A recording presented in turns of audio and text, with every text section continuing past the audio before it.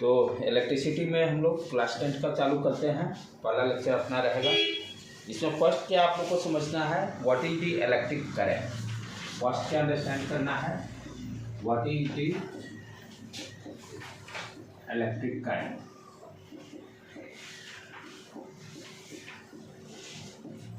Electric current से पहले हम लोग अंडरस्टैंड करें चार्ज के बारे में कि चार्ज कैसे प्रोड्यूस होता है, पॉजिटिव चार्ज किसको बोलते हैं, नेगेटिव चार्ज किसको बोलते हैं। तो इस चीज़ को जब अंडरस्टैंड कर लेंगे तभी हम करंट, इलेक्ट्रिक करंट के बारे में हम लोग समझ सकते हैं। तो फर्स्ट हम लोग क्या समझेंगे, what is the charge. What is the charge, ये भी क्या है, बाय डिफ़ॉल्ट। जैसे मास बाय डिफ़ॉल्ट है, बाय नेचर यानी जन्म जब से उत्पत्ति होगा तब से मास डिफाइंड हो गया। उसी तरह से कोई भी ऑब्जेक्ट का चार्ज भी डिफाइंड है, राइट। यूनिवर्स में ऐसा कोई चीज़ नहीं है जो कि विदाउट चार्ज हो। जिस तरह से मास सब ऑब्जेक्ट का है, जैसे हम लोग बोलते हैं ना मैटर्स, मैटर से ये स्टार्ट हुआ है, राइट। मैटर्स जब डिफाइन करते हैं तो इसमें क्या बताते हैं, जिस जो ऑब्जेक्ट जिसका मास हो और स्पेस में कोई जगह एक्वायर किया हो, उसी को मैटर्स बोलते हैं। और मैटर से ही क्या है, कोई भी ऑब्जेक्ट डिफाइंड है। जितने भी यूनिवर्स में ऑब्जेक्ट हैं सारे मैटर से ही डिफाइंड है। तो जिस तरह से मास क्या होगा, बाय बर्थ, उसी तरह से चार्ज भी एवरी ऑब्जेक्ट का डिफाइंड है। विदाउट चार्ज कोई ऐसा ऑब्जेक्ट नहीं हो सकता। कोई भी हम हो, आप हो, टेबल, कुर्सी, एवरीथिंग सब चार्ज है। जैसे मास आ गया उसी तरह से चार्ज भी उसका आ गया। अब समझेंगे कि भाई चार्ज को हम फिर क्लासिफाई करते हैं कि ये ऑब्जेक्ट पॉजिटिव चार्ज है, ये ऑब्जेक्ट नेगेटिव चार्ज है, ये ऑब्जेक्ट न्यूट्रल है। न्यूट्रल को हम लोग क्या बोलते हैं, जनरली क्या अंडरस्टैंड करते हैं, बहुत कंफ्यूजन है अच्छे बच्चे लोग को, टीचर्स को भी, कि न्यूट्रल का कोई चार्जेज नहीं होता है। न्यूट्रल का भी चार्जेज हैं, लेकिन वहाँ पे क्या है कि नंबर ऑफ इक्वल, जितने पॉजिटिव चार्ज हैं उतने ही निगेटिव चार्ज हैं, जितने पॉजिटिव चार्ज हैं उतने निगेटिव चार्ज हैं। इसलिए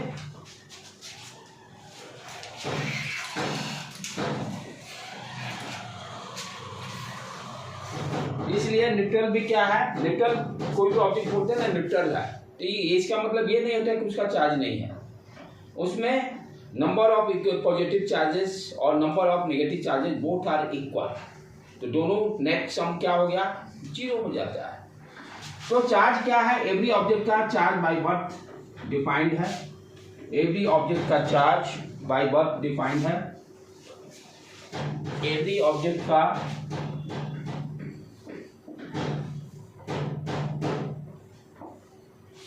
चार्ज बाय बर्थ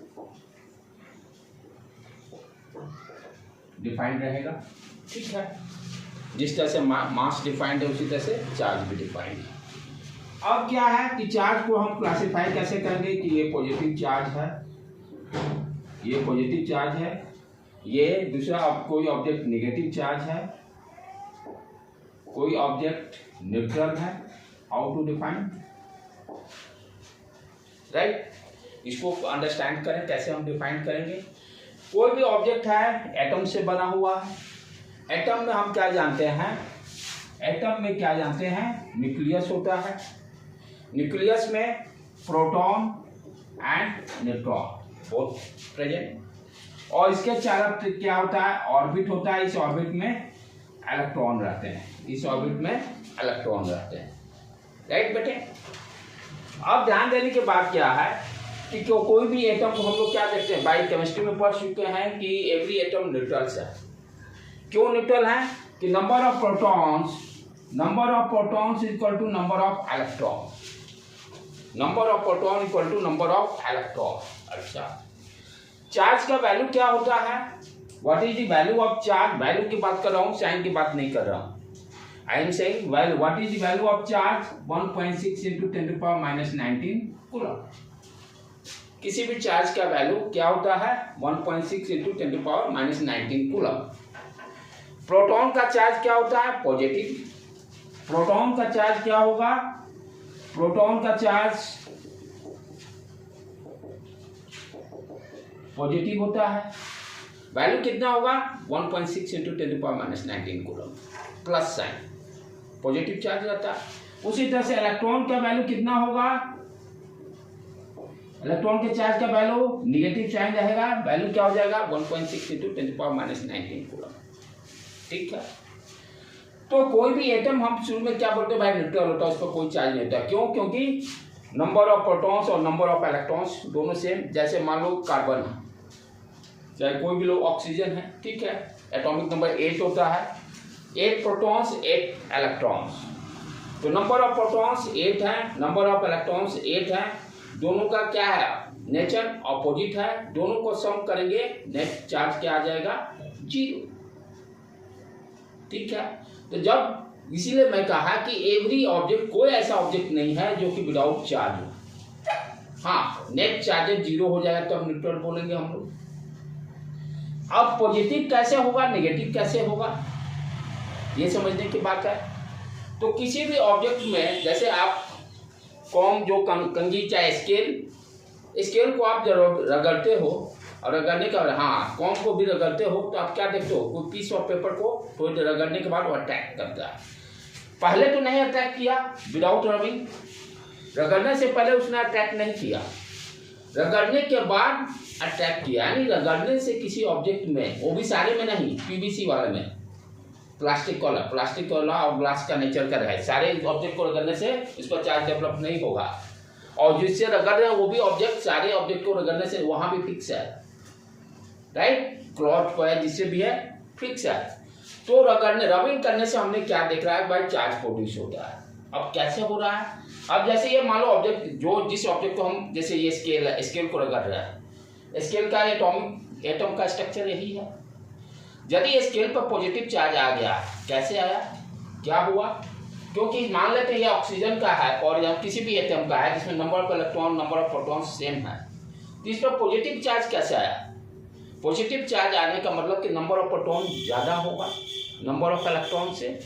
यदि कोई भी ऑब्जेक्ट पॉजिटिव होने का मतलब व्हाट यू अंडरस्टैंड, कोई भी ऑब्जेक्ट पॉजिटिव कब होगा, जब उस पर नंबर ऑफ प्रोटॉन्स ज़्यादा होंगे नंबर ऑफ इलेक्ट्रॉन से। कोई एनी ऑब्जेक्ट, कोई भी ऑब्जेक्ट पॉजिटिव कब होगा बेटे, कोई भी ऑब्जेक्ट पॉजिटिव होने का कब होगा, जब number of protons greater than number of electrons, number of protons greater than number of electrons. It means उस ऑब्जेक्ट से इलेक्ट्रॉन बाहर निकला है। प्रोटॉन को निकालना वेरी टफ। आप कहोगे सर हम इलेक्ट्रॉन निकालते हैं, इलेक्ट्रॉन ही देते हैं। कोई भी एलिमेंट्स है उसको स्टेबल होने के लिए क्या करते हैं, या तो इलेक्ट्रॉन उससे निकालते हैं, जैसे सोडियम है 11 है atomic number, right, 281 electronic configuration sodium का 281। अब इसको स्टेबल होने के लिए हम क्या करते हैं, एक इलेक्ट्रॉन निकालते हैं। हम ये इलेक्ट्रॉन ही क्यों निकालते हैं और बाहर निकालते हैं, फिर इलेक्ट्रॉन, जैसे क्लोरीन 17 है 2H7, उसको इलेक्ट्रॉन एक चाहिए, तो सिर्फ इलेक्ट्रॉन ही का लेन देन क्यों होता है चार्जिंग के लिए, क्योंकि इलेक्ट्रॉन के लेन देन से ही कोई भी ऑब्जेक्ट पॉजिटिव या नेगेटिव हो रहा है। रीजन बिहाइंड कि किसी भी एटम का जो एटॉमिक स्ट्रक्चर है, प्रोटॉन को निकालना वेरी टफ वर्क, क्योंकि वो न्यूक्लियस में है, और न्यूक्लियस के चारों तरफ इलेक्ट्रॉन ही रिवॉल्व करते हैं, जो कि न्यूक्लियस से सर्टेन डिस्टेंस पे रहते हैं। यानी फोर्स जो इलेक्ट्रॉन और प्रोटॉन के बीच में लगेगा, इलेक्ट्रोस्टैटिक फोर्स, वो इलेक्ट्रॉन पास न्यूक्लियस से दूर रहने का वही एक वीक रहेगा। तो सो दैट हम इलेक्ट्रॉन का ही लेन देन कर सकते हैं, प्रोटॉन न्यूट्रॉन का करना वेरी टफ वर्क। इसीलिए कोई भी ऑब्जेक्ट पॉजिटिव या नेगेटिव तभी होगा जब हम इलेक्ट्रॉन यदि निकालते हैं, इलेक्ट्रॉन यदि यहाँ से निकल लूज करेगा तो इस पर पॉजिटिव चार्ज आएगा।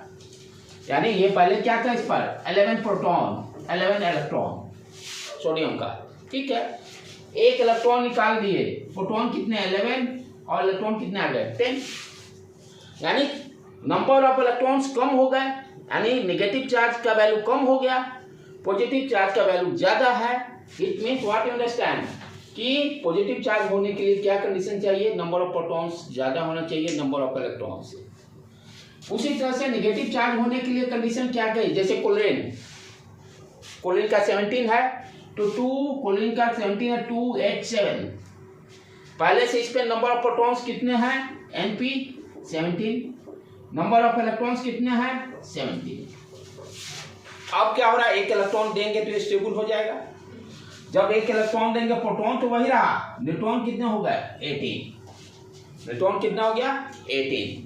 It means what you understand, यहाँ पे क्या हो गया, नंबर ऑफ इलेक्ट्रॉन्स ज्यादा हो गया। नंबर ऑफ इलेक्ट्रॉन्स ज्यादा होने का मतलब what you understand, negative charge इस पर आ गया। तो नेगेटिव चार्ज होने के लिए कंडीशन क्या चाहिए, number of electrons greater than number of protons. Number of electrons greater than number of protons. ठीक है बेटे। थर्ड चीज न्यूट्रल की बात करते हैं हम लोग। न्यूट्रल कहने का मतलब number of protons equal to number of electrons. लिखने पर ध्यान मत दो, जाके क्लास को रिकॉर्डिंग किया रहेगा, उसको जाके घर पर आराम से तुम लोग लिख लो। समझने के यहाँ की इसका पर्पस यही है, क्लास को रिकॉर्ड करने का मेरा मोटिव क्या है कि यहाँ सिर्फ आप कंसंट्रेशन ध्यान पे लगाइए। कंसंट्रेशन क्या बोला जा रहा है उस वर्ड पर, जहाँ नहीं समझ में आ रहा उस पर। ये काम जाके घर पे भी हो जाएगा अगेन, राइट। इसीलिए ये मोटिव मेरा है कि दोनों काम एक साथ होना बहुत टफ वर्क है, लिखना और समझना वेरी टफ वर्क। इसलिए अभी यहाँ पर सिर्फ समझने की कोशिश करोगे। तो न्यूट्रल होने का मतलब क्या हो गया, नंबर ऑफ प्रोटॉन्स और नंबर ऑफ इलेक्ट्रॉन्स इक्वल हो जाएंगे दोनों, यानी Ne number of electrons equal to number of protons. ठीक है, तो ये क्राइटेरिया हो गया कोई भी ऑब्जेक्ट कब पॉजिटिव होगा, कब नेगेटिव होगा, कब न्यूट्रल होगा। न्यूट्रल में भी चार्ज है, ये नहीं कह सकते न्यूट्रल का चार्ज नहीं होता, नेट चार्ज 0 होता है, बट ऑब्जेक्ट के इनसाइड में तो चार्ज है, राइट। ये रहता है कि न्यूट्रल लोग बोलता है कोई चार्ज ही नहीं होता है, गलत। जिस तरह से मास बाय डिफॉल्ट है उसी तरह से चार्ज भी हर ऑब्जेक्ट का डिफाइंड है, राइट। अब चार्ज का वो भी अभी पढ़ना नहीं है, लेकिन चार्ज कैसे प्रोड्यूस होता है, रबिंग के थ्रू, इंडक्शन के थ्रू। क्लास 7 या 8 में पढ़े होंगे हम लोग कि how to produce the charge. सारा चीज वही है, 6th 7th वाला ही कैरी हो रहा है, नया चीज कुछ नहीं है, नया जो तो एडवांसमेंट होते जा रहा है। ठीक है, अभी तक आपने समझा कि भाई चार्ज क्या है। चार्ज से हमें समझ में आया कि भाई चार्ज होता है पॉजिटिव, नेगेटिव और न्यूट्रल की बातें कर रहे हैं।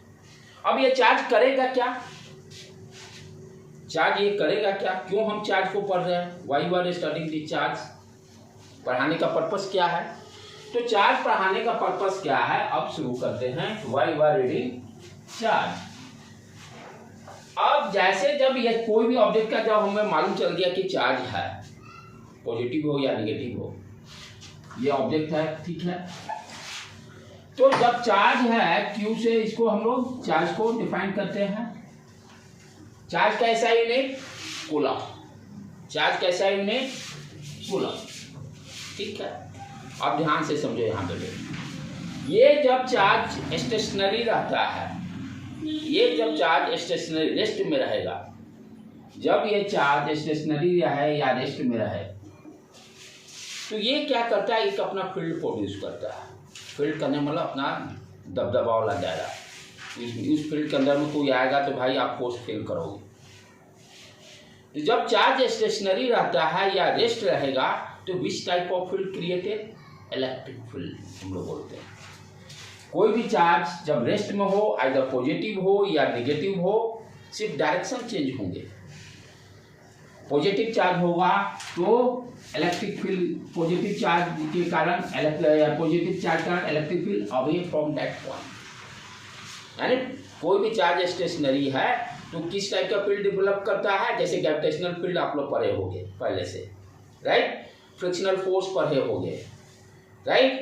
तो टाइप ऑफ फोर्स होगा, लेकिन ग्रेविटेशनल एक फील्ड है, यू कैन नॉट से पहले फोर्स एक फील्ड है, उसके अंदर कोई भी ऑब्जेक्ट जाएगा तो वो फोर्स फील करेगा। जैसे अर्थ ग्रेविटेशनल फील्ड अपना क्रिएट किए हुए है, कोई भी ऑब्जेक्ट गिराते हैं तो अर्थ अपने आप को अट्रैक्ट करती है, तो वो ऑब्जेक्ट क्या फील किया, फोर्स फील किया। सिमिलरली उसी तरह से जब कोई चार्ज रेस्ट में रहेगा या स्टेशनरी रहेगा तो किस टाइप का फील्ड डेवलप होगा, इलेक्ट्रिक फील्ड। अब ये काम क्या करेगा, इसके इनसाइड में कोई भी दूसरा चार्ज आएगा उसको फोर्स लगाएगा, और फोर्स अट्रैक्टिव हो सकता है, रिपल्सिव हो, तो नेचर पर डिपेंड करेगा कि चार्ज किस तरह का एंटर कर रहा है।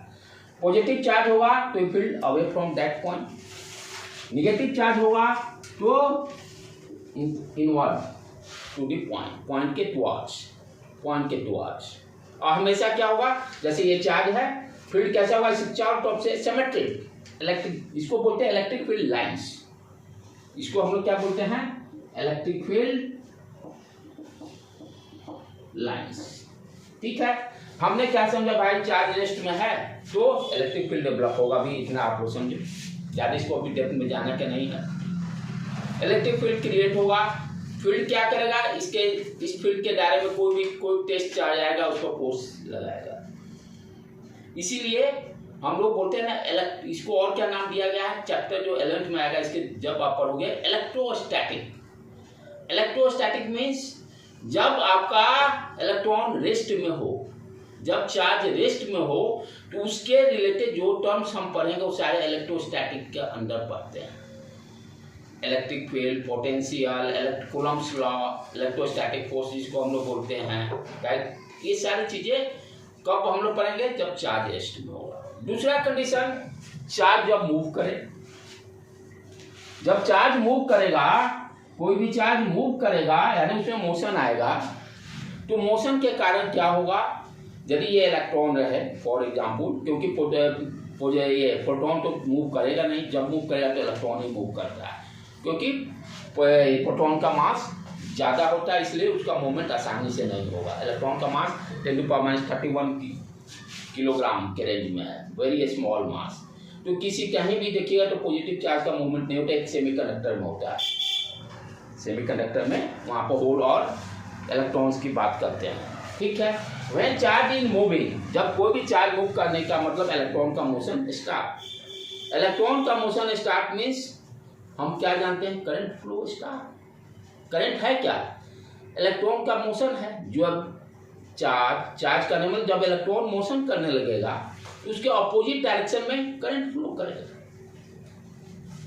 तो उसी और तो ये इलेक्ट्रॉन जब मोशन करने लगेगा तो ये किस टाइप का फील्ड डेवलप करेगा, मैग्नेटिक फील्ड, जो कि पढ़ना भी है। जैसे ये वायर है, इस वायर में यदि करंट फ्लो करता है और इसके नजदीक में आप कंपास नीडल लेके जाओगे तो देखो कंपास नीडल में डिफ्लेक्शन हो रहा है। It means what you understand, इस वायर में जो करंट फ्लो कर रहा है इसको चारों तरफ मैग्नेटिक फील्ड डेवलप हो रहा है।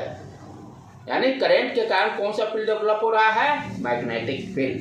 करंट के कारण कौन सा फील्ड डेवलप हो रहा है, मैग्नेटिक फील्ड। ये दो चीजें मोटे मोटे समझने का है। When charge in rest, electric field create हुआ। When charge in motion, magnetic field develop हो गया। अब इस दोनों फील्ड के अंदर में कोई भी जाएगा तो फोर्स फील करेगा, जैसे ग्रेविटेशनल फील्ड में फोर्स फील करता है, राइट। अच्छा, अब चले हम लोग आगे कि चार्ज के बारे में। तो देख ले भाई, चार्ज मोशन करेगा तब क्या होगा, चार्ज जब रेस्ट करेगा तब क्या होगा। तुम भी ध्यान से सुनो बेटे, तुम्हारे भी काम देगा, क्या तुम लोग एडवांस में थोड़ा रहता है, ठीक है। अब आगे हम ध्यान से देखें कि एक बहुत अच्छा टर्म है और अच्छा कॉन्सेप्ट है कि चार्ज जो है हम डिफाइंड जो कर रहे हैं, क्या नाम देते हैं हम, क्वांटाइज के टर्म में। क्वांटाइज बताएंगे क्या चीज है, क्वांटाइजेशन। चार्ज जो हम डिफाइन करेंगे, ये नहीं कि चार्ज के वैल्यू कुछ भी रख लेंगे अपने आप। चार्ज जो होगा हमेशा क्वांटाइज फॉर्म करने का मतलब quantize charge. What is the quantize charge, कहने का मतलब जैसे आपने देखा कि एक चार्ज का, एक इलेक्ट्रॉन का चार्ज का वैल्यू कितना है, 1.6 × 10⁻19 कूलम। तो चार्ज जब भी होगा Q इक्वल टू हम बोलते हैं Ne, E का मल्टीपल 1 2 3 4 5। N क्या है, इंटीजर नंबर। N क्या है, integer number. Integer number 1 2 3 4 5 6 6 like that. तो आप देखो यदि वैल्यू यहाँ पर रखते हो n इक्वल टू 1, तो चार्ज का वैल्यू क्या क्या आता है, देखो तो 1.6 × 10⁻19 कूलम। 1 रखे तो 2 रखे तो चार्ज कितना आ गया, 2 से इसको मल्टीप्लाई कर देंगे 32 इतना कूलम।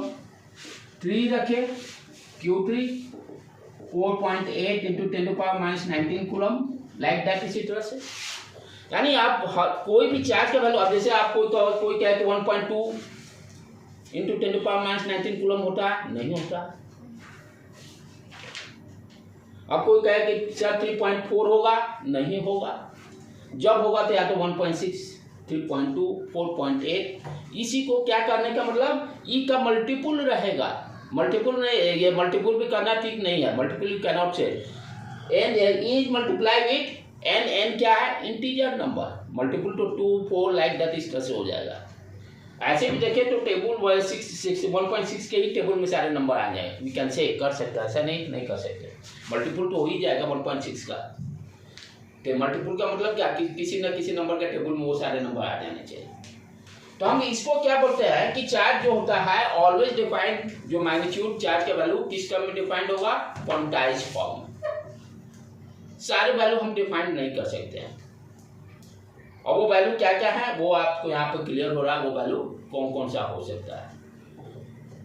अब प्रॉब्लम में क्या दिया रहता है, समटाइम्स आपको दे देगा चार्ज का वैल्यू दे देगा, जैसे मान लीजिए चार्ज 1 कूलम जैसे दिया हुआ है, if Q equal to 1 coulomb, 1 coulomb में कितने नंबर ऑफ इलेक्ट्रॉन्स हो सकते हैं,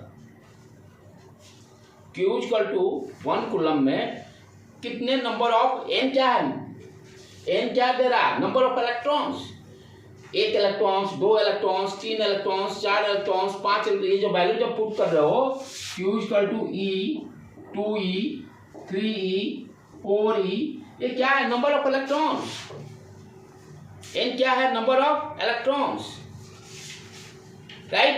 तो यदि क्वेश्चन दे दिया कि if Q equal to 1 coulomb how many electrons are present, तो क्या करना, कुछ नहीं, Q equal to n input, Q का वैल्यू 1 कूलम दिया हुआ है, n क्या है, नंबर ऑफ इलेक्ट्रॉन्स, E का वैल्यू आप जानते हो 1.6 इंटू 10⁻19, n इक्वल टू क्या हो गया 1 डिवाइडेड बाई 1.6 इंटू 10⁻19, वैल्यू निकाल लीजिए। ये क्वेश्चन एनसीईआरटी में भी दिया हुआ, राइट, स्टार्टिंग में हाँ 1-2 में कहीं दिया हुआ इस तरह का क्वेश्चन, राइट।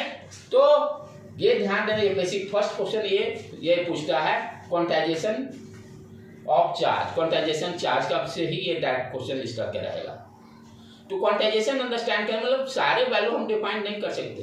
दूसरा चीज और थोड़ा सा मैं डेप्थ में और समझाने की कोशिश कर रहा हूँ कि क्वांटाइजेशन है क्या चीज।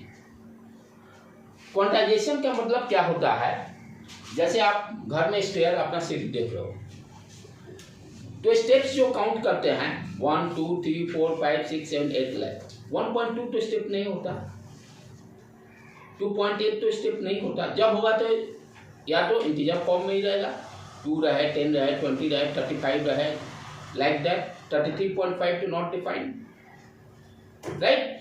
तो वो स्टेयर को हम क्या बोले, क्वांटाइज स्टेप्स में है, क्वांटाइज स्टेप्स में है, यानी हर वैल्यू डिफाइंड नहीं है, वो वैल्यू डिफाइंड है जो इंटीजर है। ऑलमोस्ट कोई भी क्वांटाइजेशन, जैसे आम है तो कोई आम को कहा भाई आपको आम खाना तो क्वांटाइज फॉर्म में ही खाना है, या तो एक आम खाइए या 2 खाइए, 1.25 और 1.5 वाला आम नहीं खाना, वो मेरे पास नहीं है। खरीदना तो 1 आम लीजिए या 2 आम लीजिए या 3 आम लीजिए या 4 आम में काउंट, ये काउंटिंग करके लेने हैं, किलो के भाव भी मैं दूँ। साउथ में आप जाइएगा कोई भी सामान, आप आम जैसे कोई भी फल है काउंटिंग से मिलता है, 5 सेब का इतना दाम 70 रुपये, आम लेना है तो बाई केजी से नहीं, क्वांटिटी कितने लेने हैं उसके हिसाब से रेट रहता है, राइट बेटे। तो इस सब ये इसको क्या बोले, क्वांटाइज फॉर्म है। Not all value defined, only integer values are defined, ठीक है। तो ये that is very very important. ये क्या है, चार्ज की प्रॉपर्टी है, चार्ज जो होता है क्वांटाइज फॉर्म में रहता है, ठीक। अच्छा, तो ये तो पढ़ लिए भाई, चार्ज क्वांटाइज होता है। आप सर सब बहुत राम कहानी बताए, अभी तक करंट तो बताइए, कितना देर तक रोक के रखिएगा करंट को, असली तो हमको करंट पढ़ना है कि करंट आया कहाँ से, आई दिखाई दे रहा बुक में। चलो अब आई पर आ जाए हम लोग कि आई को कैसे डिफाइन, पहले देसी स्टाइल में उसको समझिए, किताबी किताब नहीं बनना, किताबी किताब बनिएगा तो फिजिक्स समझना सब तरह से समझिए, कॉन्सेप्ट जब तक अंदर नहीं जाएगा अच्छी तरह से तब तक कोई फायदा नहीं। अब क्या हम लोग समझेंगे, करंट। ये तो जान गए कि इलेक्ट्रॉन के मोशन के कारण करंट होगा, इलेक्ट्रॉन के मोशन के कारण करंट होगा। How to define current, current को हम लोग जब डिफाइन करते हैं तो बोलते हैं ना रेट ऑफ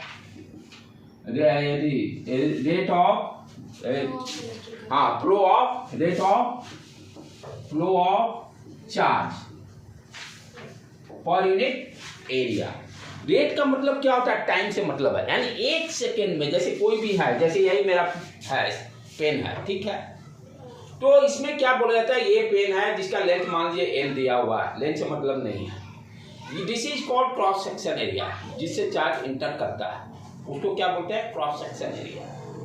तो यहाँ पर क्या दिया? Rate of flow of charge, यानी चार्ज का क्या स्पीड है, ये कहीं नहीं किताब में दिस स्टाइल में समझाता है।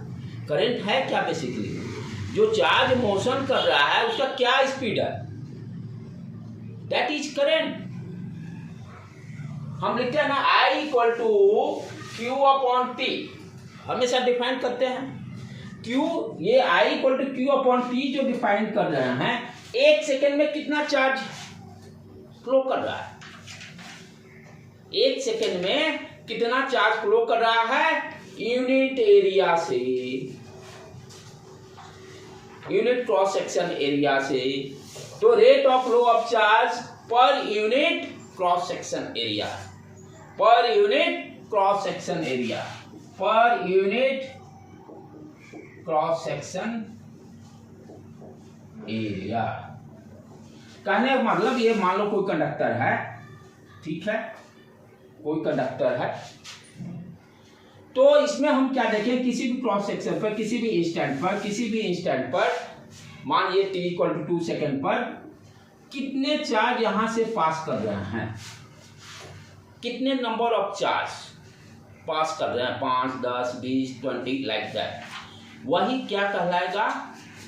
करंट।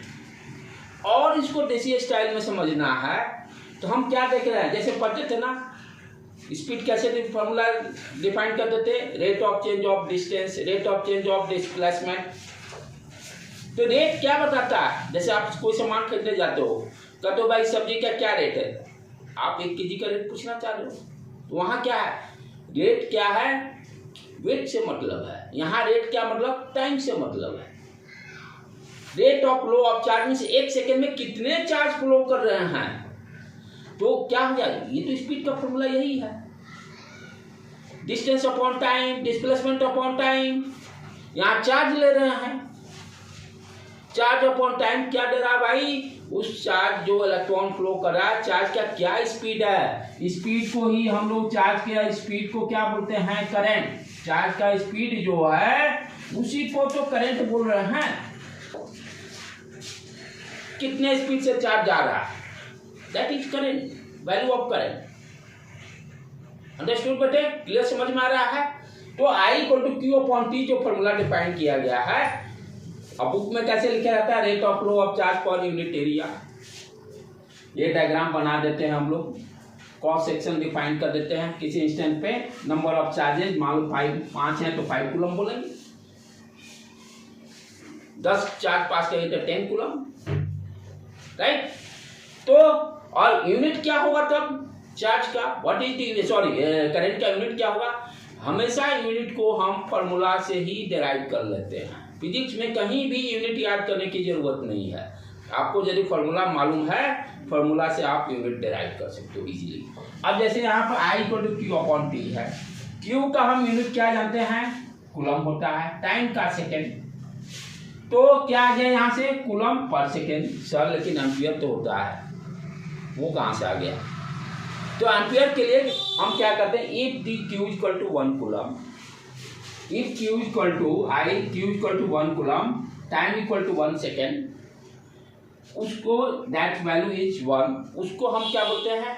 1 एम्पियर। यानी 1 कूलम पर सेकेंड क्या हो गया? किसके बराबर? 1 एम्पियर के बराबर हो गया। इसलिए इसका यूनिट क्या हो गया? और वी कैन से एम्पियर। तो करंट क्या है बेसिकली समझ में आया? Speed of the charge. Current है क्या? Speed of the charge. जब डिफाइन करना हो तो rate of flow of charge per unit cross section area I equal to Q upon T। तो Q अपॉन T है क्या भाई? Speed of the charge. बस आप कहो सर ये कंडक्टर है, इसमें तो भाई number of protons number of electron दोनों तो सेम है, कहाँ से मोशन आएगा? कौन इसको मोशन देगा? यही मान लीजिए पेन में है, ऑब्जेक्ट है मेरा, कंडक्टर है, तो इसमें तो number of protons number of electrons same है, तो ये मोशन कैसे करेगा? जब मोशन ही नहीं करेगा तो करंट आएगा कैसे कंडक्टर में? तब आप क्या करते हो भाई, करते हो सर वो सेल खरीद के लाइए पहले, ठीक है, सेल खरीद के लाते हैं हम लोग। अच्छा, उससे भी बेसिक स्टाइल में पहले एक एग्जाम्पल और देना चाहता हूँ। मान लीजिए आपके घर में पानी है, पानी भरा हुआ है टैंक, आप करते हो कि इस पानी को हमको फ्लो देना है, बहता हुआ, चाहे कोई नाला बनाए अपने घर में, जैसे गाँव से हम नाले बनाते हैं, पानी नहीं निकलता है, तो आप क्या करते हो, उस पानी को निकालने के लिए उसको स्लोप देते हो। यानी व्हाट यू आर डूइंग कि जहां से पानी आ रहा है, जहां निकालना है, उसके बीच में आपने क्या दिया, स्लोप दे दिया, वाटर का फ्लो होने लगा। यानी वाटर लेवल डिफरेंस क्रिएट किया, ये वाटर का लेवल है और ये नीचे वाटर का लेवल है, दोनों में वाटर का लेवल डिफरेंस। जब तक वाटर का लेवल का डिफरेंस नहीं हुआ तब तक पानी का फ्लो होगा नहीं। पानी का फ्लो तभी पॉसिबल है जब वाटर लेवल का डिफरेंस होगा। नदी में पानी तभी फ्लो करेगा जब वहाँ वाटर लेवल डिफरेंस होगा, तभी फ्लो करेगा। जिस तरह से वाटर का फ्लो होता है, सिमिलरली करंट का फ्लो उसी तरह से होता है। तो करंट के भी फ्लो करने के लिए क्या होना चाहिए, लेवल डिफरेंस होना चाहिए। यहाँ पर लेवल डिफरेंस को क्या टर्म दिया गया है, पोटेंशियल डिफरेंस। अब ये पोटेंशियल डिफरेंस कहाँ से आएगा, सेल से आएगा। आप जो बैटरी खरीद के लाते हो, जैसे ये बैटरी जो मार्केट से खरीद के लाते हैं, सेल बोलते हैं, not you can say battery. Battery क्या होता है, collection of series of connection of cells, उसको बैटरी बोलते हैं। एक से ज़्यादा सेल्स रहेगा तब, ठीक, हाँ, गुड। तो इसमें क्या रहता है कि ये पॉजिटिव टर्मिनल, ये नेगेटिव टर्मिनल, इसको क्या बोलते हैं, ये क्या है, लिखता है 1.5 वोल्ट। 1.5 वोल्ट क्या हो गया, पोटेंशियल डिफरेंस, यानी जो वाटर लेवल है वहाँ पर। यहाँ पे क्या है, पोटेंशियल की बात करते हैं हम लोग। पोटेंशियल डिफरेंस क्या करेगा कि ये दोनों कंडक्टर है, इसके क्रॉस यदि मैंने सेल लगा दिया, ठीक है, इसका 1.5 वोल्ट ले लिया, ठीक, तो ये क्या करता है, ये पॉजिटिव, बड़ा डंडी का मतलब पॉजिटिव टर्मिनल, छोटा डंडी का मतलब नेगेटिव टर्मिनल। तो एक टर्मिनल कंडक्टर को क्या किए, पॉजिटिव टर्मिनल से जोड़ दिए और दूसरे टर्मिनल को नेगेटिव टर्मिनल से जोड़ दिए। पहले क्या था, कंडक्टर में नंबर ऑफ इलेक्ट्रॉन्स और प्रोटॉन दोनों बराबर थे, नो पोटेंशियल डिफरेंस, कोई वाटर लेवल डिफरेंस नहीं था। अब क्या हो गया, इस नेगेटिव टर्मिनल को मैंने 0 वोल्ट मान लिया और पॉजिटिव टर्मिनल को 1.5, पोटेंशियल लेवल डिफरेंस क्रिएट कर दिया दोनों टर्मिनल के बीच में, पोटेंशियल लेवल डिफरेंस क्रिएट कर दिया। अब ये क्या करेगा, पोटेंशियल लेवल डिफरेंस, जो इलेक्ट्रॉन इसमें है इस पर फोर्स लगाएगा। कैसे लगा रहा है उस चीज को अंडरस्टैंड करो। जब ये पोटेंशियल डिफरेंस हम क्या क्रिएट हुआ तो कैसे इस पर इलेक्ट्रॉन पर फोर्स लग रहा है, एक फॉर्मूला है जो हम लोग को अभी नहीं पढ़ना है। पोटेंशियल डिफरेंस इक्वल टू क्या होता है, ई डॉट डी। ई क्या हो गया, इलेक्ट्रिक फील्ड, क्योंकि चार्ज में पर फोर्स तभी लगेगा जब इलेक्ट्रिक फील्ड आएगा।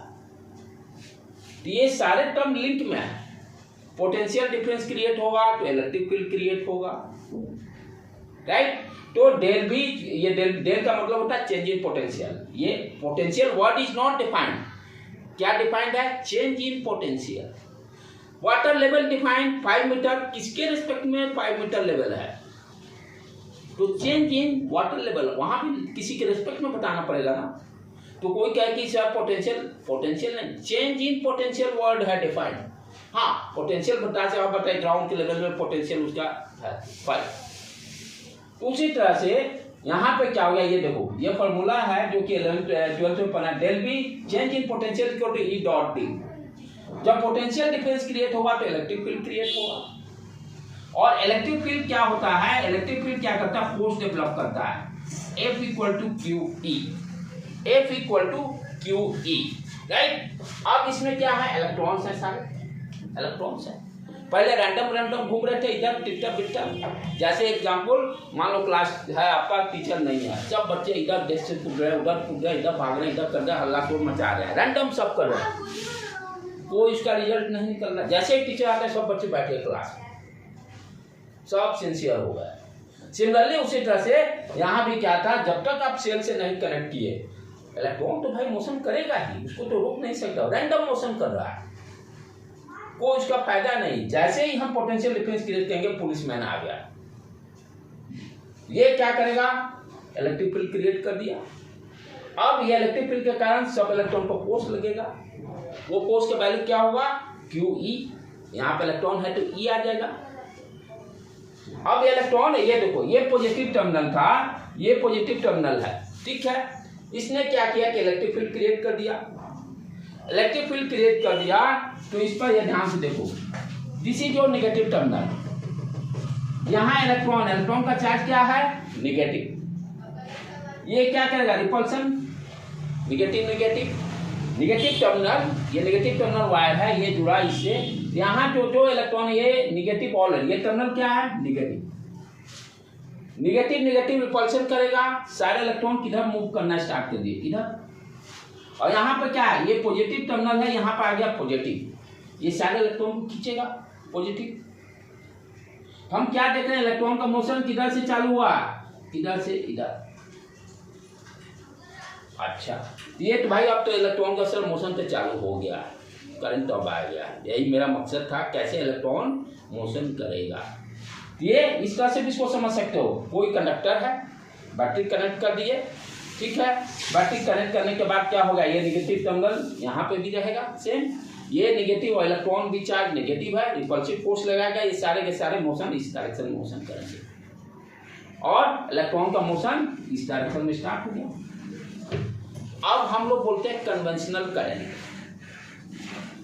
जब तक ये इलेक्ट्रॉन प्रोटॉन का डिस्कवरी नहीं हुआ था, तो साइंटिस्ट लोग क्या सोचते थे, ये तो जान गए थे कि मोशन होता है, लेकिन वो क्या सोचते थे, प्रोटॉन का मोशन होता है, क्योंकि वो प्रोटॉन इलेक्ट्रॉन नहीं जानते थे उस समय, उससे पहले ये इलेक्ट्रिसिटी डिफाइंड हो चुका था। तो at that time they understand कि कोई पॉजिटिव पार्टिकल के कारण करंट फ्लो हो रहा है। At that time they know कि पॉजिटिव पार्टिकल के कारण करंट फ्लो हो रहा है। लेकिन जब प्रोटॉन इलेक्ट्रॉन का ये सारे डिस्कवरी होने के बाद क्या देखा गया कि प्रोटॉन तो करंट फ्लो नहीं कर रहा है, वो तो मूव ही नहीं कर सकता है, इलेक्ट्रॉन के कारण करंट फ्लो होता है। तो वो क्या समझते थे, इसीलिए कहा जाता है कि पहले से क्या एजम्पशन था, प्रोटॉन फ्लो करता है, ये पॉजिटिव टर्मिनल करंट इधर फ्लो करेगा,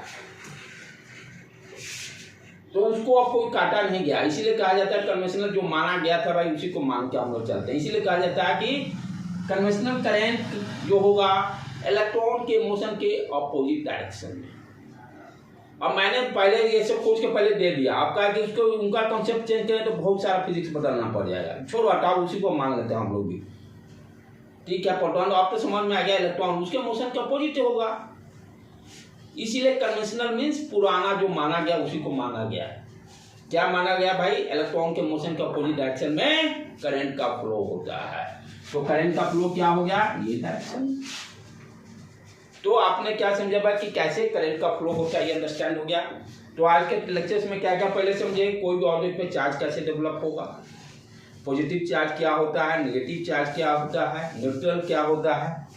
देन उसके बाद व्हाट यू अंडरस्टैंडिंग, चार्ज का भाई कैसे डेवलप हो रहा है वो भी आपने अंडरस्टैंड कर गया। क्वांटाइजेशन चार्ज के बारे में स्टडी किया, राइट। चार्ज जब स्टेशनरी रहता है किस टाइप का फील्ड क्रिएट हो गया, चार्ज जब नेगेटिव मोशन करेगा तो किस टाइप का फील्ड डेवलप होगा, और इलेक्ट्रॉन का फ्लो कैसे होगा, क्योंकि जब तक इलेक्ट्रॉन का फ्लो नहीं होगा तब तक करंट के बारे में समझे। डिफिनीशन क्या है, एक्चुअल चीज करंट क्या है, स्पीड ऑफ द चार्ज, वो कैसे मोशन करेगा किसी कंडक्टर में। जब तक आप सेल नहीं कनेक्ट करोगे कोई करंट फ्लो नहीं हुआ। अब इसको ये कंडक्टर है, यदि इसमें ये करंट जब तक हम सेल नहीं करेंगे, इसके पहले क्या है, इसमें कोई करंट नहीं फ्लो कर रहा है जब तक सेल नहीं कनेक्ट करेंगे, क्योंकि उसके पहले ये रैंडम घूम रहा है इलेक्ट्रॉन। जैसे ही सेल कनेक्ट करेंगे सारे इलेक्ट्रॉन एक डायरेक्शन मोशन करना स्टार्ट कर दिए, और उसके बाद करंट फ्लो स्टार्ट हो गया। कल इससे आगे हम लोग बढ़ते बेटे, ठीक है। आज यहीं पर रहने देते हैं।